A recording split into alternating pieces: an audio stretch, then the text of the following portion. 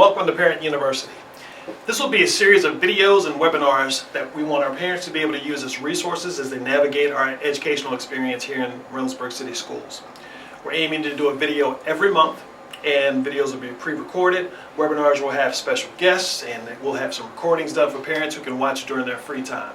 Subjects will range from health and wellness, social and emotional learning, social media, and many, many more. The first topic will be about parent engagement and how parents can engage with their children during the learning models that we'll experience this year, be they virtual, hybrid, or in person, and how you can connect with staff at each of your schools. We hope that you're able to enjoy this Parent University offering, and thank you for watching. Part 1. How can you best support your child as they navigate the 2020-2021 school year? Hi, I'm Micah Conley. I'm the principal at Slate Ridge Elementary School. How can parents best support their child in a virtual learning environment? During the virtual learning model, if parents could just support us in making sure their child is getting up and logging in on time, their participation is crucial. If we could keep other devices out of the room, that will be helpful as well. Sometimes we come across kids that have a Chromebook in front of them, but they're actually on a phone or an iPad or watching TV. So just check-ins every once in a while to make sure that child is still participating and doing what they're supposed to be doing. How can parents best support their child in a hybrid learning environment? During hybrid, one of the things that would be most helpful would be to make sure that kids are coming to school in their in-person days with their Chromebook charged and ready to go. Another thing would be to make sure that each of their children know what day they're supposed to be here and what day they aren't. We did have some confusion with that. Who should parents call when they have questions? They can always call the front office. Our phone number's on the website, all of the buildings. They can call their teacher. Typically, if it's a classroom question, start with the teacher. If it's something to do with our scheduling, definitely give the front offices a call. How can parents best support their child's school? Basically, if parents are just checking in with the student playlist every day and making sure that they know and understand where their students are, just check to make sure assignments are completed. If you have questions, just call us. Call the teacher, call the front office. If you're having issues with attendance, also call us. We're happy to support you and help you through that. We would rather have conversations around kids that are having struggles participating so that we can support rather than it just being something that we're not informed about. What's the best way for parents to find out how school is going from their child's perspective? The best thing that you can do is ask kids very direct, specific questions. Ask them specifically if something made them laugh that day. Ask them if they helped anyone that day. Ask them if they learned something they weren't expecting that day. If you ask something broad, they're going to give you a broad answer. I'm Breen Slaughter. I am the principal of Hannah Ashton Middle School. How has it been moving between virtual and hybrid models for your students? It's been an interesting challenge. I think that working in hybrid was fun in that we got to see kids in person on a daily basis. The challenge has been that trying to engage our hybrid students who are coming in with the virtual students who are learning online and have them engage with each other has been kind of a challenge for us in trying to build those connections and relationships with students who are online. But teachers have been working very hard to build those relationships and have students build the relationships with each other. On a personal note, for me it's been very difficult because I'm new to the building, and so I haven't been able to even meet all of my students yet. What's the best way for parents to connect with their child's school and stay informed about what's happening? Everything HAMS related is easy to find on our website. We have a dashboard that our teachers have created that link to children's classrooms, teachers' classrooms. They link to our online learning platform. We also communicate a lot through social media. Bi-weekly newsletter I put out to families so that they can know what's happening at Hannah Ashton with our students. What's the best way for parents to reach out if they have questions or concerns? The best way to reach out, I think, would be to the teachers directly first. They'll be your first point of contact, and that they have the most interaction with students every day. Our teachers are fantastic about communicating through email. We use Pigeon, which is a texting app that our teachers are all on, and so they give out that phone number so that parents can text them day or night in order to communicate that way.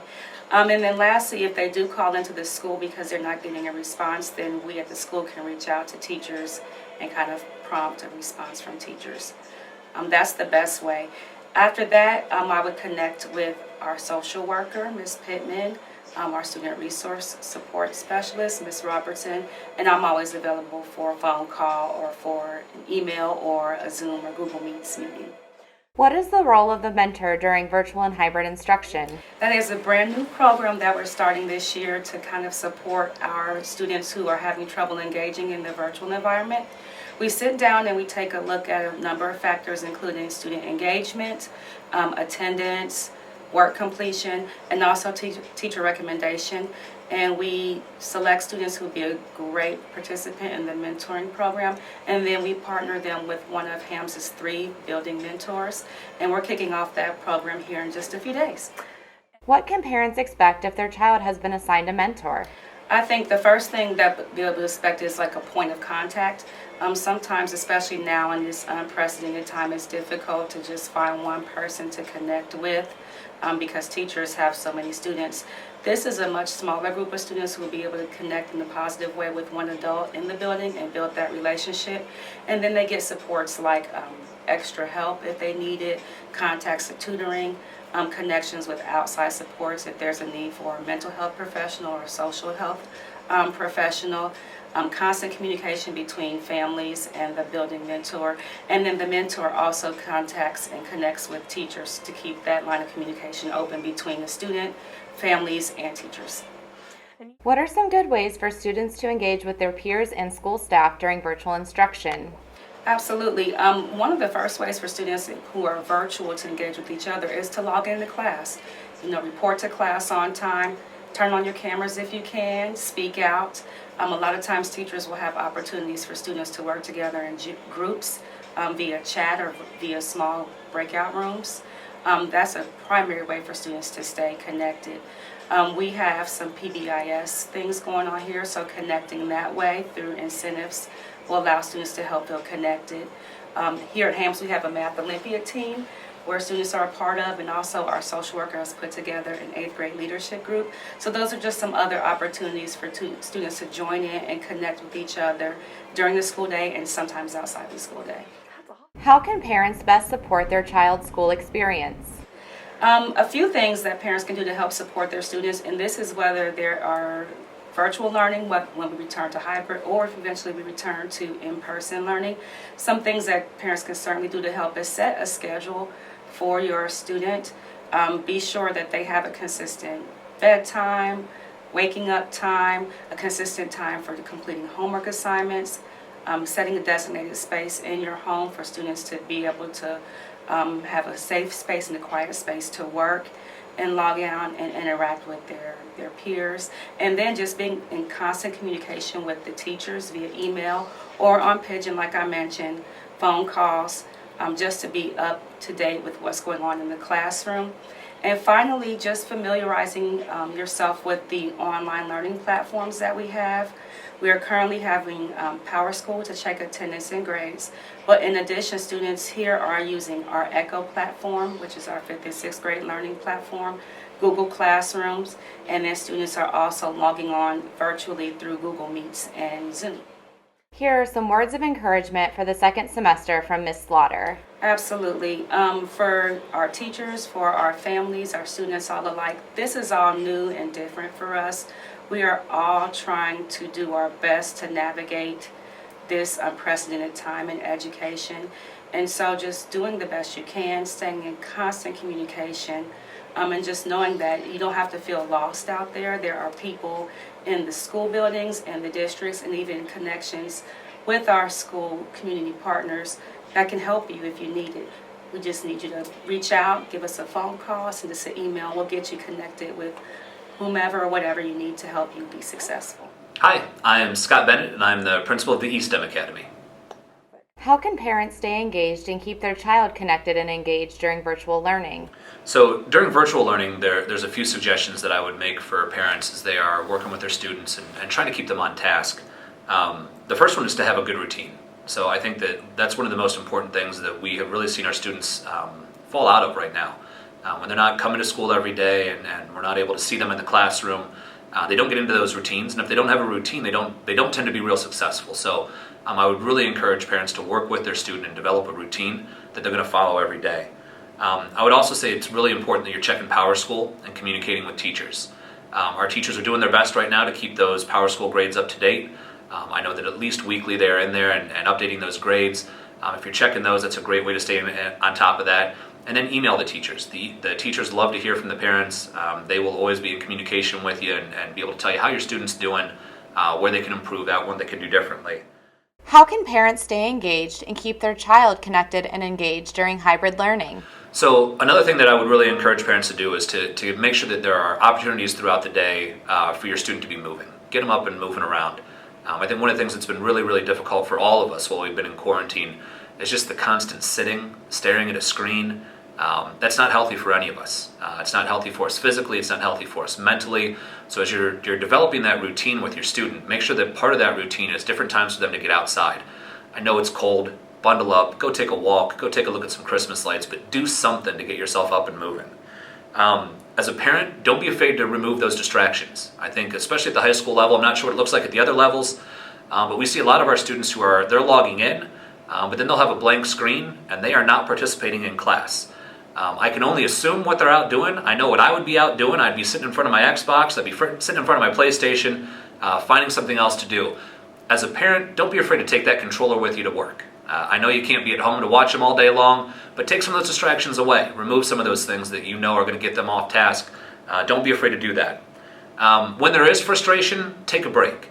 I've got 2 kids right now that are at home learning, and I know that there are those times when there's tears, when there is fighting. As a parent, walk away. As a student, walk away. Take a break. When it gets to be that frustrating, don't be afraid to contact a teacher. Ask them for some help. We'll help you out with it. But don't try and work through all those things. That's not healthy for anybody either. And the last one is provide positive feedback every chance that you get. When you see that your student is doing something well, make sure you tell them that they're doing it well. They need to hear that. It's one of the things that we like to be able to do when they're here in the building is to have those positive discussions with them. It's frustrating for us right now not to be able to have those. Anything that you can do to be able to reinforce the good things that they're doing at home is going to really, really help out. What do parents and students need to consider as the district transitions back to the hybrid model? So as you're getting those students ready to come back into the building, whether that's going to be hybrid or face-to-face, whatever that may be, a few things I would encourage you to do there. First, review the safety guidelines with your student. Again, we've sent all those things out and we review those with them before they come into class. I think the more times they can hear those things, the better. When we were watching students here in the hybrid model while they were here in the building, I think they did a really nice job with those. And I want to see that continue whenever we're back face-to-face, keeping those masks on. Again, the social distancing, only a couple people at a time in the restroom, all those things are really, really important, and we want to make sure that those keep up. Taking computer breaks. So in that hybrid model, even though that they are here in the building and they're face-to-face, a lot of the work that they're doing is still on the computer because we're working along with those virtual students. When they get home in the evening, get them off the screens, okay? There's got to be a break time. 14, 15 hours a day in front of a screen is not healthy. So make sure they're taking breaks and getting away from those screens.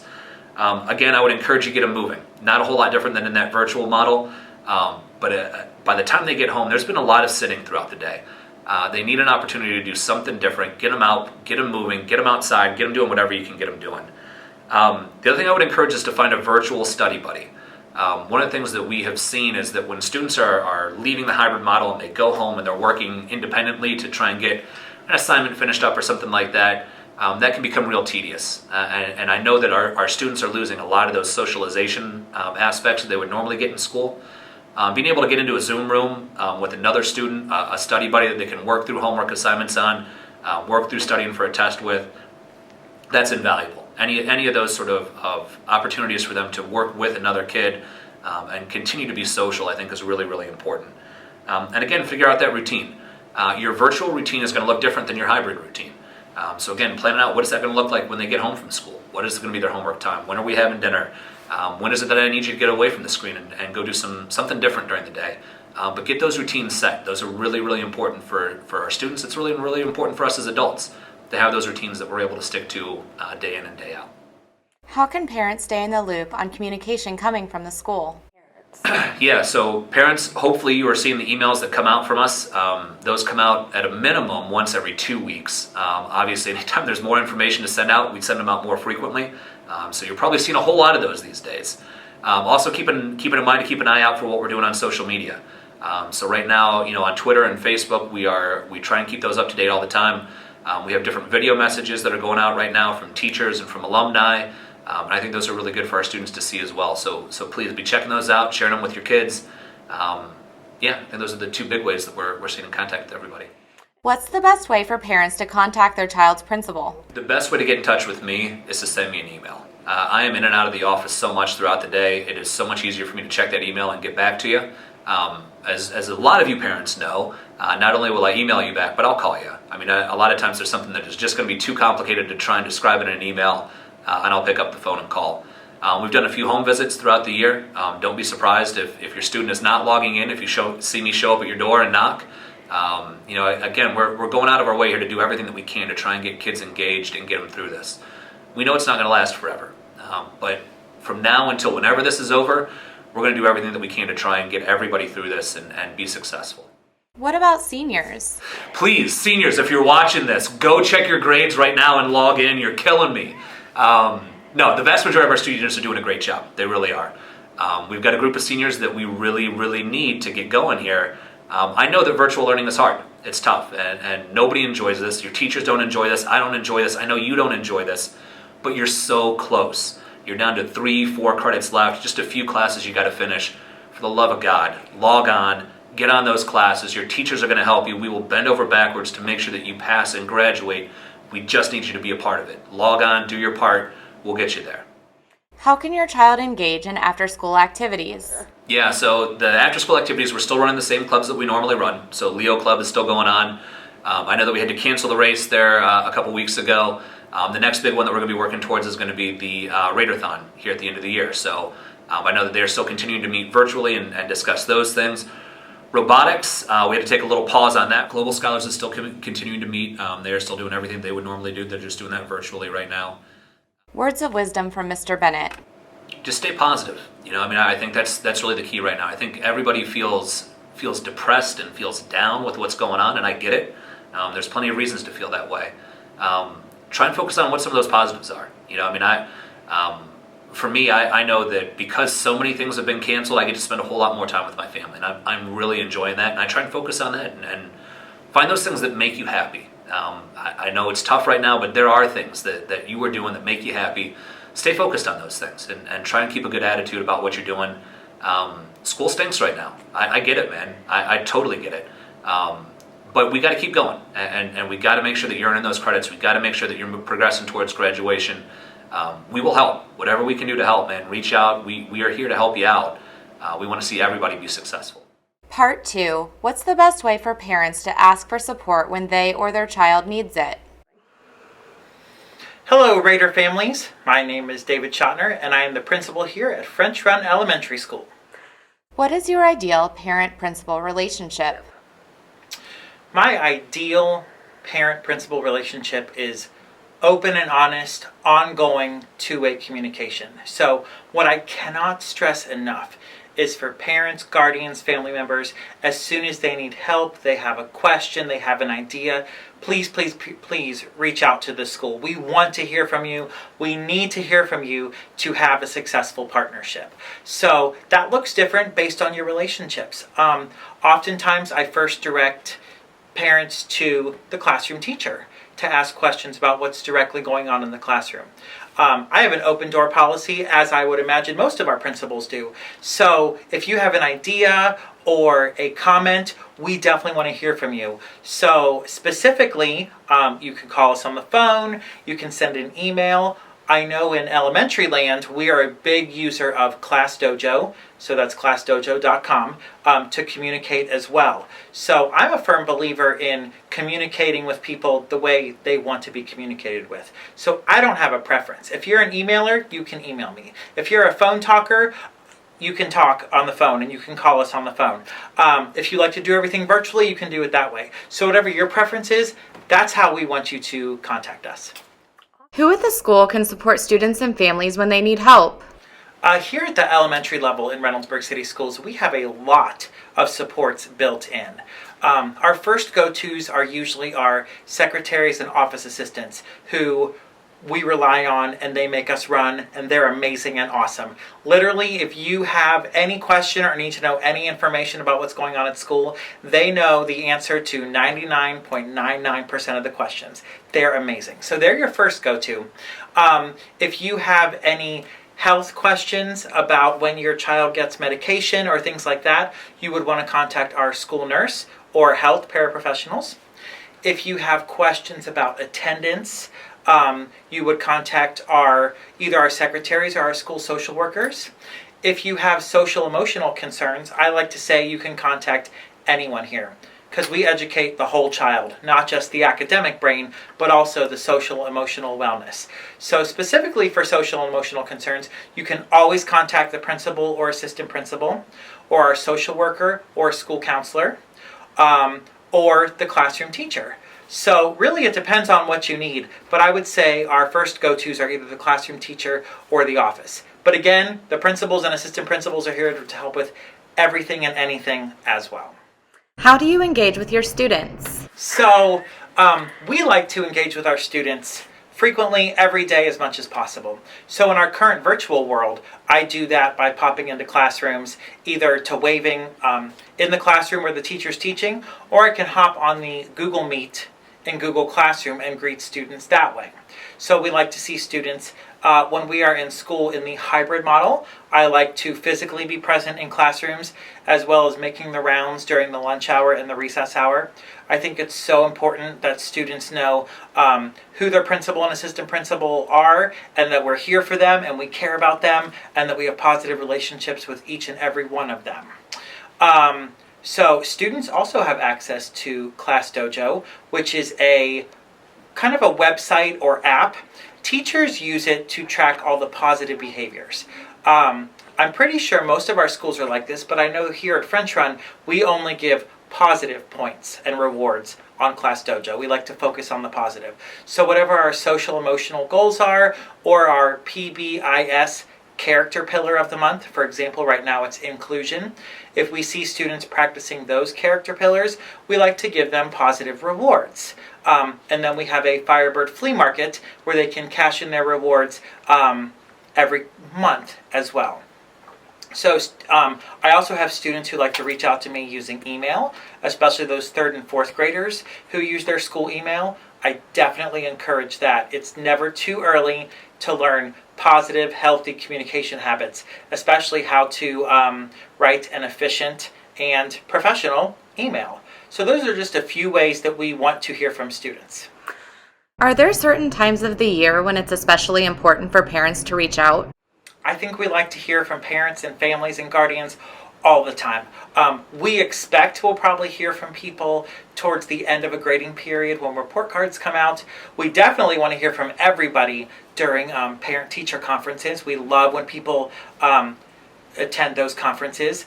We would love to hear from more of you every month at our PTO meetings, which check with your school office or your principal. Every school has a PTO or a PTA, and that's another great way to partner and find out. The principal or assistant principal gives a report every month. So if you kind of want the inside scoop of what's going on with special events or the academic program, PTO meetings are a great way to find that out as well. But I would say we definitely want to hear from you as soon as you have a question. Don't wait.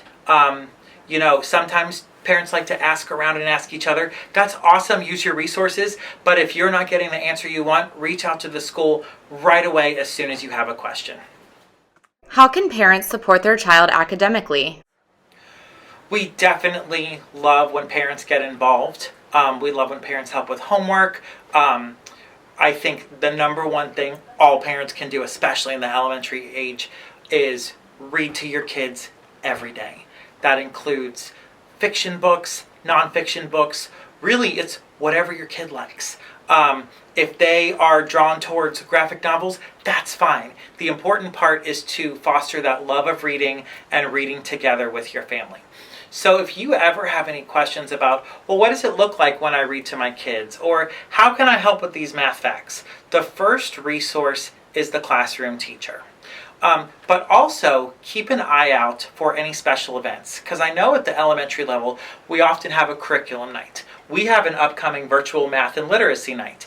So when you're invited to events like that, I highly encourage you to attend, because we like to give you the tools, tricks, and tips that you can use at home with your child to help engage in their learning. Because learning should be an ongoing thing, not just during the school day. So anything you can do to foster that love of lifelong learning with your child at home, we encourage. So again, read with your kids every day, help with homework, and then attend those special events, virtually or in person, however they happen, whenever you're invited to do so.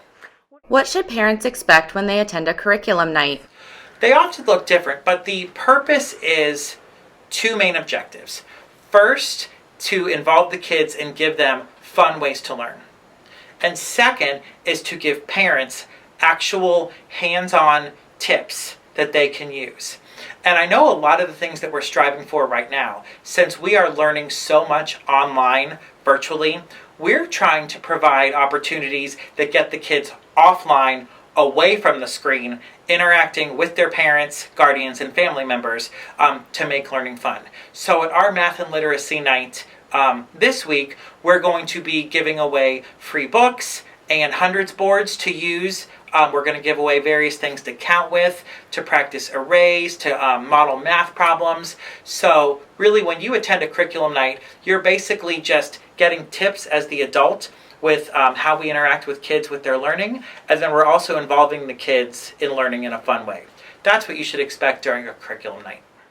What should parents do if they have concerns about their child's social and emotional well-being? Regardless of the delivery mode for instruction, if your child is hybrid, or if they're learning virtually all year or all year up until now, we are still here for the whole child, not just the academics. We know that social emotional learning is more important now than it has ever been. So please reach out to us if you need support. I believe most of our schools use the zones of regulation, which is a very child-friendly way to talk about your feelings, talk about where you are, what that looks like. Like if I'm in the green zone, that means I'm happy, I'm relaxed, I'm comfortable, I'm ready to learn. But if I'm not in the green zone, if I'm in the blue, yellow, or red zone, what does that look like? What does that sound like? And the most important part, what are some strategies I can use to get myself into the green zone? Do I need to take a break? Do I need to practice some deep breathing? Do I need to practice some positive self-talk? So we like to teach kids not only to recognize how they're feeling, but also tips to help themselves feel better and be responsible for their own behavior as well.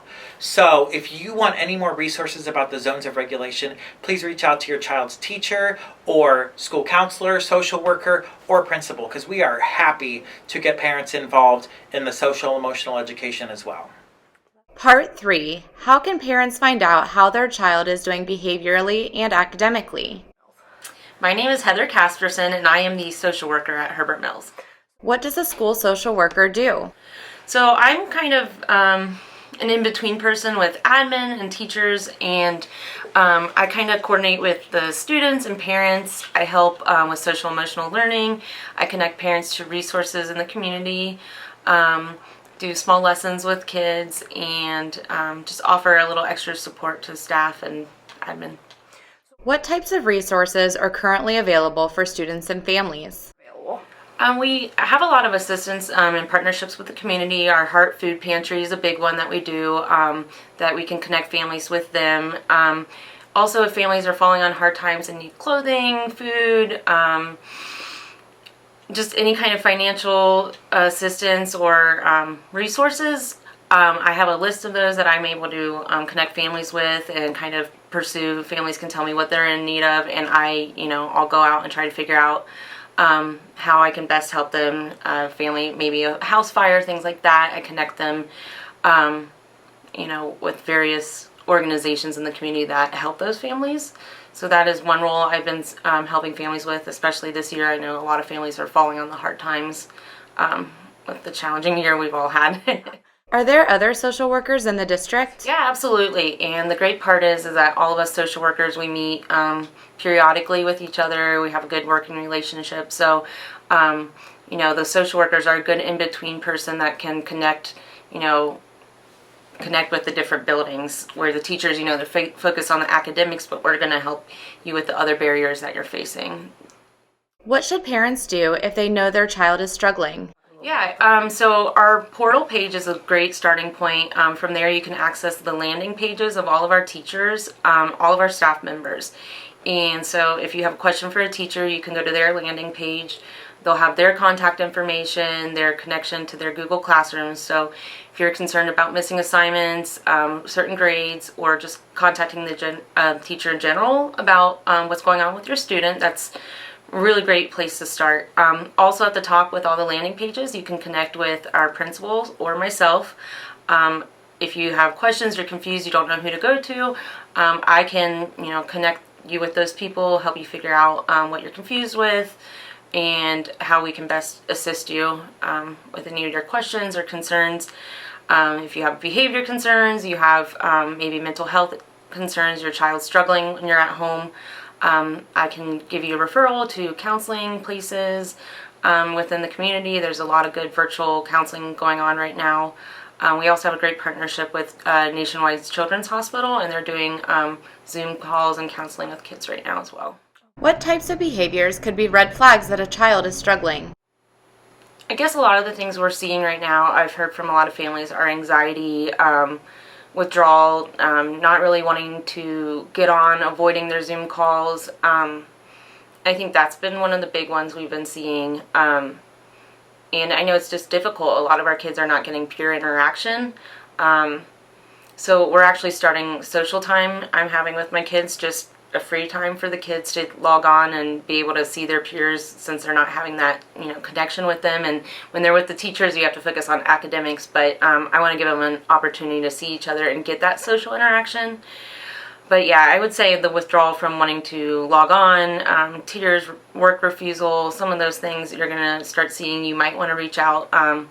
They may need to talk to someone outside of the home. They're not getting that as much as they used to, so I think that could be something they need. What is the best way that parents can support their child and the school? I think it's really important kind of keeping things routine for your kids, having a schedule. Virtual learning is tough on everyone, but kind of treating it like an actual school day. Get your kids up, have breakfast, brush their teeth, put on an outfit, sit at a chair and table, keeping it as close to a classroom as possible. I know it's not always easy, maybe not always have all the space, but that routine really helps kids feel like they're still in school. And if you're having difficulty navigating your schedule, navigating Google Classroom, please reach out to me, reach out to the teachers. We can walk you through that. It can be overwhelming with all the emails and all the different links and navigating all of that. I know it's not easy, so we're here. If you need printed schedules, I'd be happy to do that. Anything to make it easier and take those barriers that you might be having with your kids, because it's not easy. Is there anything that parents need to consider with the switch back to hybrid instruction? I know when we just switched back to virtual, we are trying to keep the schedule exactly the same as like when the kids are here hybrid. So keeping the specials and the time frame, our schedules have stayed completely the same. It's just that the kids are not in the building. So we're trying to keep things as consistent as possible because we know the changes are very difficult. So right now, I would say they're basically the same as in person. A special message from Mrs. Casperson. I'd say for the students, we miss you so much. I don't think you guys understand how much everyone misses seeing you, and I'm sure you guys miss being here too. Keep working hard. I know it's not always easy. We're all getting really tired of all this virtual stuff. But like I said, I'm hoping to connect with all you guys soon and have those social times so you guys can tell me all the fun stuff you're doing at home and we can talk about different things. Parents, I'd like to say I know this is so hard. We feel for you. We understand that there's so many different challenges you're facing, and I hope you know that I am here to help with any of those things. I don't know, I can't fix everything, I can't help with everything, but I'm here. I will do everything in my power to help you and your child be successful in this very, very, very crazy time. My name is David Freiling. I am the HS Squared STEM Academy counselor here at Reynoldsburg High School.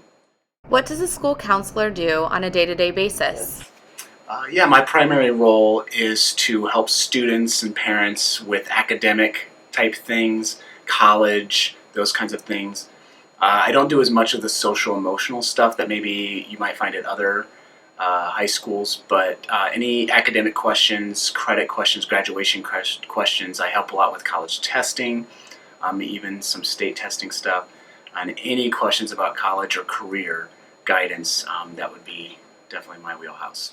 How have you been keeping in touch with students during virtual and hybrid instruction? Like many teachers, a lot of my presence is online and digital these days. We have a Google Classroom for each grade level that I keep updated pretty regularly with important information and stuff that they would need, again, all grade level dependent. For example, 10th graders have gotten a lot of information about the Career Center through there. As I get it, I kind of share it there. And then senior, that's updated almost daily or several times a week with colleges, applications. I have guides on there that I'll post. If there's scholarship opportunities, those also get posted there. Also realizing that not all students are going to check that all the time. We do some other things. So big announcements we'll share out through Instant Connect. So that'll go out kind of as a district-wide thing specific to students that it is pertinent to. I also have a Remind account for each grade level, which I update, and I save that more for short notices, deadlines, maybe just a note to check out the classroom. Those are some things. I also send information to the career centers, and they have a Canvas that they'll post it to, so I'll send it to the secretaries up there, and they will also share that information as well, so that our career students are getting access to that. And that's kind of been a large source of that. We also send out letters for some stuff as well. Sometimes the mail is great to see that stuff in print. So for big things like senior credit notices and state testing and things like that, we'll send out some snail mail as well. How should 10th graders expect to work with their school counselor? Well, now it's a lot of the interaction these days. As a 10th grader, it's going to be through Google Meets, but that's going to be the answer for all of them. But specifically as a 10th grader, you're going to be thinking about things, planning out your course of study. You have an opportunity to kind of look at our pathways, figure out what you want to do here. The Career Center is also a big thing to make a decision about. I think we have already 30 applications, and it opened up last week, so we have a lot of students interested in that. It's a great program. So that's another option that students look at. It's never too early to start thinking about college and career. Obviously, you're getting down to your final 3 years and they go fast. So as a 10th grader, you're just kind of starting a lot of those processes. We have the PSAT, which is available to 10th graders as well. It's a good way to get practiced on like a college admissions test. So that's a great way to test that out. CCP, so our College Credit Plus program, would be another great one. So any information that you want, if you're thinking about exploring some college classes, it's nice to test it out. We always give a word of caution to College Credit Plus. It's a fantastic program. I absolutely love it. But those are college, like for keep credits. And sometimes if you're not quite ready for that motivation level, it can be tough, and that stuff can haunt you for a while, not only in GPA, but also financial aid later on. So when you are ready for College Credit Plus, we have it. It's great. We actually have some embedded courses, which is fantastic. But you just need to really be ready for it. It takes a lot of maturity. If you are a student that struggles to do things on your own without a lot of adult pushing, no matter how smart you are, College Credit Plus, you might want to wait for a few years to do that. How should 11th graders expect to work with their school counselor? Yep. So junior year, you want to make sure the junior year is about focusing on career stuff big time in college as well. Start looking at colleges. And then the ACT is taken in the spring for juniors, and that's where you're going to do a lot of your big college entrance test. You can do a little bit of that maybe your early fall of your senior year, but you want to have a majority of your testing done your junior year and into that summer and stuff like that. So that's a big thing for students. So taking ACT prep courses or the PSAT again, or anything you can do to prepare yourself. So juniors are going to be focusing on that, kind of preparing themselves for that college application or any other type of career that they're doing. I know if you're at the Career Center, that's a big year for you to really start learning your labs and get get used to everything. But the Career Center is a great resource and guides all of our students to that. Another thing too, this is going to pertain to the seniors as well. Maybe I can just save it for that, but it wouldn't hurt in the junior year to start this. Is I always tell students for career and college, start at the end. Like, start at the end. What do you want to do 5-10 years from now, and work backwards? What degrees do you need? What licenses do you need? Which schools have those programs? Then you start looking at their admissions policies. What kind of stuff do you need to get into their schools? And it doesn't hurt, again, to look at that your junior year, because then you can plan out your senior year accordingly, and it's a little less panic. How should 12th graders expect to work with their school counselor? Seniors is a busy year. It's when a lot of our students are like doing a lot of the things that I suggested earlier on, but they do it that year naturally because it's becoming very real. But senior year is a very busy year. It's a year where students are trying to make sure they have everything squared away in terms of credits and tests. It's if they need to retake a few college entrance exams, they want to do that early on. That's when they're looking really hard at colleges and applying early on. And again, earlier the better for that. The FAFSA, the financial aid, federal grant money, that application opens up in October, and the earlier the better. So again, that's a fall endeavor. Some of the earliest deadlines are early decision, mid-November. December 1st is a big deadline.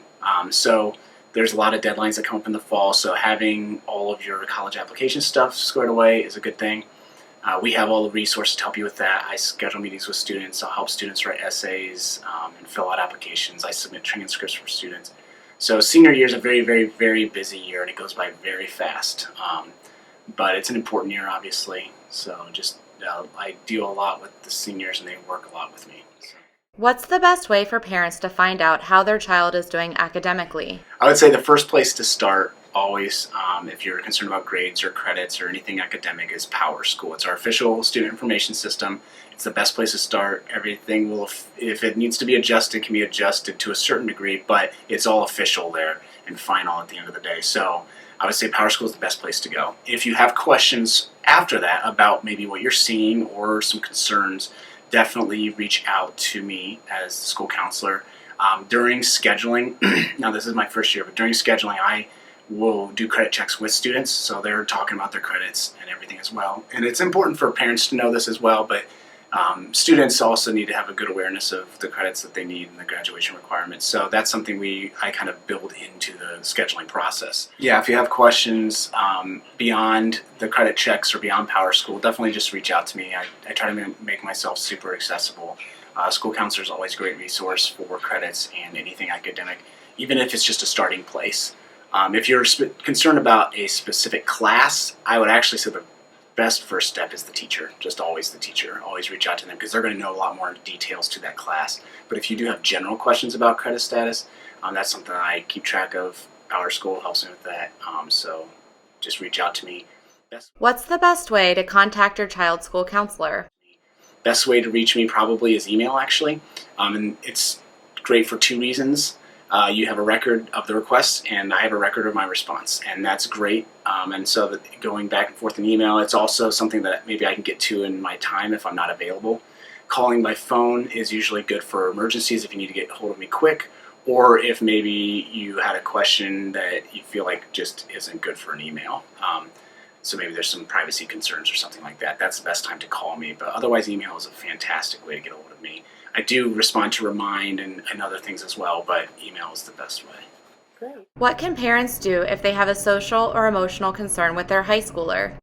So as I said earlier, I'm mostly an academic counselor. Not every school district does that, but that's how it is here. And it's still okay to reach out to me with that concern, just because if you don't know where else to go, I'm trained in that, and I would happily help you in any way I can academically. We have a social worker here that the school has. Every academy has one, and they are a great resource. They're more focused on that social emotional piece. They have the training as well, and so if you need to reach out to them, if you don't know how to reach out to them, come to me first. That's totally fine, and then we can connect you to the social worker. How are school counselors connecting with students and families during virtual and hybrid instruction? Since COVID and the shutdown and the hybrid, myself and other staff members have put more into reaching out to students, opened up more means of communication. We have pushed more for that, put more stuff out there digitally and shared stuff more. But it has actually still been so much harder than just physically having students here and being able to pull them down and talk to them as needed, or go into a classroom and talk to them as needed. How is information about deadlines communicated to students and families? Yeah, keeping track of deadlines is great. Checking your email, because I know a lot of stuff is sent out via email. I know Ms. Blue every year has a calendar for seniors in particular with deadlines. If there's deadlines for other students, those are also communicated. For example, we share out information about deadlines for applying to the Career Center. We send out information about testing, those kinds of things. So yeah, being aware of the deadlines and when things are due is very important. And if something does come up, communicate. That's a huge just life skill. Don't not say anything and then try to rectify it afterwards. If you know there's going to be an issue or you're concerned there's going to be an issue, communicate ahead of time, and most of the time people will work with you. Part 4. What should parents do when they have a concern or a problem? I'm Edward Johnson, and my title is Special Assistant to the Superintendent.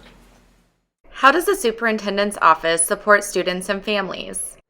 Many parents reach out to me when they become frustrated at the level the issue takes place.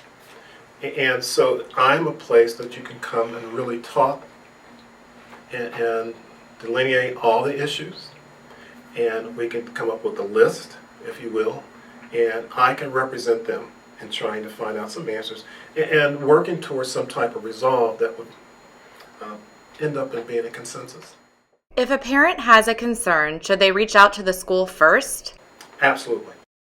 Should parents or students be concerned about retaliation if they bring a concern to the superintendent's office? You know, that's an issue or a statement that should never be evident or present in any school district. Retaliation is not something that even registers with me. It's problem solving. And when you solve problems, you come up with a resolve that is good for both parties. And retaliation should not be something that's even considered and will not be considered. And if it does take place, it will be met with it'll be met with some concern, okay? How is it different working with students and families virtually instead of in person? Well, simply, it's all virtual.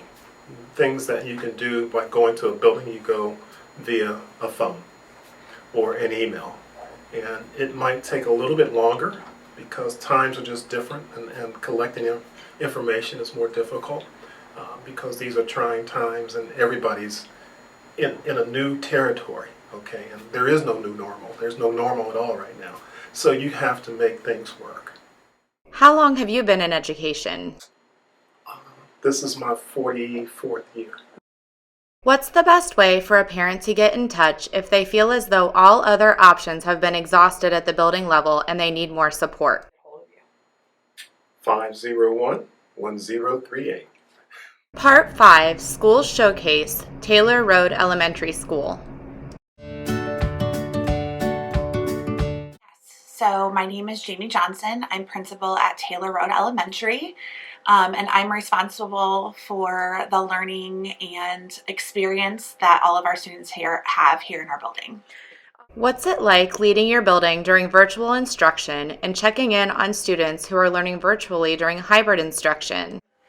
Well, it's definitely a little bit different. So on a normal school day, I'm popping into classrooms and meeting with teachers, and so those things are still happening. They're just happening virtually. So we're still having meetings with teachers and working on instructional practices and those things via Zoom instead of in person. And then I'm also popping into classrooms, but via Google Classroom. So I have all of the Meets, Google Meet links in my computer. And so I randomly just pop in throughout the day into classrooms just to see what's going on and let students know, like, we're still here. How have you kept students and parents engaged during virtual and hybrid instruction? So student engagement is probably one of the biggest challenges of this whole kind of pandemic experience, because relationships with students is basically how they get motivated. So their relationships with their teacher or their principal or their intervention specialists, it's just been a challenge to kind of establish those virtually. We've been able to do it, but it's just been a little bit different than normal. One of our biggest things for motivators is we have a Google Doc that teachers fill out every week with names of students that are doing exceptional things. Like they've completed all of their classwork, they've participated a ton, they helped out a classmate with an assignment. And so then every Monday, they're due on Friday, every Monday I send out postcards to those students. It has a Bitmoji of me on the front, and it kind of reiterates to them and also to their parents like what they've been doing well, so that they know to kind of reinforce those and kind of motivate the student to keep going. As far as engaging parents, we've done a lot more video work this year than we have in the past. Previously, I felt like we did a lot of like letters or like in-person like parent meetings for like third grade testing night or kindergarten kickoff and those types of things. And due to kind of the COVID restrictions, we haven't been able to do those. So we've had to kind of get creative with how we do them. But it's actually been, I think, better this way because we're able to accommodate like different working schedules for families and kind of put the information out there in ways that they can access it like whenever they have availability. How have you addressed parents' questions and concerns during the pandemic? So one of the things, obviously, because the school year was going to look exceptionally different than any school year we've ever had, we had parents who had a lot of questions, rightfully so, about the safety of their students when they were going to be in the building and our processes and procedures throughout the school day. What was mask policies going to look like? What were restroom breaks going to look like? How are kids going to eat in the cafeteria and all of those things? Kind of about how we have the school experience like in this kind of COVID times. So what we did is we held a Facebook Live, but we asked parents for a week prior to email me any questions that they had so that we could then answer those questions for them and kind of explain a little bit about, what school was going to look like. Because in the spring we did, I wouldn't call it like virtual school. It was more like emergency schooling. And so at the elementary level, that looked like a lot of paper packets. And so it was a lot of work on parents' side to make sure that those got done, and not obviously like the most engaging for students to be doing paper pencil work, with limited teacher interaction. But then obviously like knowing that we were coming into the school year doing this, we had to reimagine what school was going to look like. And so we were able to get teachers a technology where they were going to basically be doing face-to-face virtual teaching, much like a normal school day, but again, looking very different from the spring. And we wanted to kind of explain that difference to parents. So we had a ton of questions. I think I got almost 20. And I, laid them out and, kind of went on Facebook Live to answer those questions for parents. And then we also pinned the video afterwards. We know that a lot of our parents here don't work traditional 9-to-5 jobs. Or they do work 9-to-5 jobs and they get home at night and they have like obviously home responsibilities. So we wanted to have it in a way again, where that communication is flexible and parents can view it when they have time and availability. So if you're getting up at 5 o'clock in the morning before your kids to have your quiet cup of coffee before like their feet hit the floor, you can view it at that time. If you work second or third shift and you're, getting off like late at night or, you're sleeping during the day, etc., you can kind of view it when you need to. And it seemed like that method has worked really well for us this year. On Facebook, obviously, you can track the engagements that you're getting. So a lot of times, like those videos will be shared or those things, and we can track. And so some of our video messages have, interacted with over 2,000 people. So we've gotten a lot of, traction kind of on those. And so we just plan to keep kind of doing that method because we feel like it works really well for families. That's great. What is the best way for parents to stay engaged during virtual and hybrid instruction? Yeah, so a lot of our families, we like them to contact the teacher directly if they have issues, and our teachers are very available.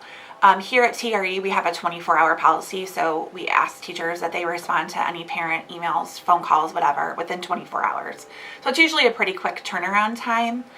I would say that the best thing for parents to do at this point is really just kind of, normally when students are with us, we have eyes and ears on them so that we can tell when anything is bothering them, or we can tell if they don't understand by like their body language. And that's a little bit more challenging to do like in a virtual place. So we kind of have to ask that parents are sort of our eyes and ears. So if you notice that your child is getting frustrated, or if you feel like you're looking at them and they're not understanding something, or they're really struggling and missing friends and those types of things, to communicate that to us, so then we can put things in place and measures and things to help them kind of with that social emotional piece, which impacts their academics. So that's kind of like the biggest thing that parents can do in order to be involved, aside from the obvious of like checking their Google Classroom and checking our, website. Like, we try to put information out in as many avenues as we can, because we know just like student learning styles are unique and every kid learns differently. Like, same for communication. Like, some people prefer that it's written so that they can read it and check it off and understand it. And some prefer like that auditory, like they want to, listen and hear. And some want to see in action, like what is happening and what we're doing. So again, we try to just put it out there in as many methods as we can, so we can accommodate, all of our families and help them get the information however they need it best. How is your staff handling the changes that have been necessary with the pandemic? I mean, I'm not an emotional person, but I do get kind of choked up when I think about how amazing they have been. I mean, I think that the rapidness that they have developed these skills to be able to teach virtually and online, and then like are pulling in all of these things. I mean, today I've been doing observations and I've seen like at least 4 different types of tech that they're using, like spinners, interactive whiteboards, videos, Jamboards, all these things. And they've done that in such a quick amount of time, but it's because they know that the learning still has to continue. And so they've kind of, jumped into their own learning.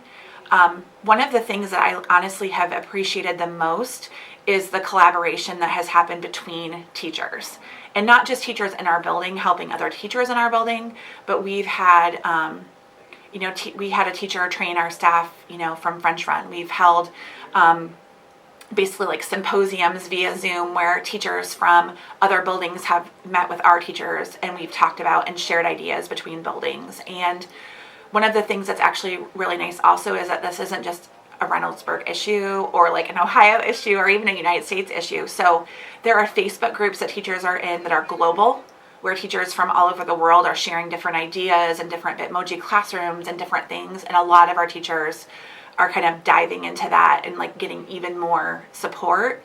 And so the sense of community, I guess, and collaboration has been like, it's amazing to see like what teachers are getting and how they're kind of just working together to do what's best for kids right now.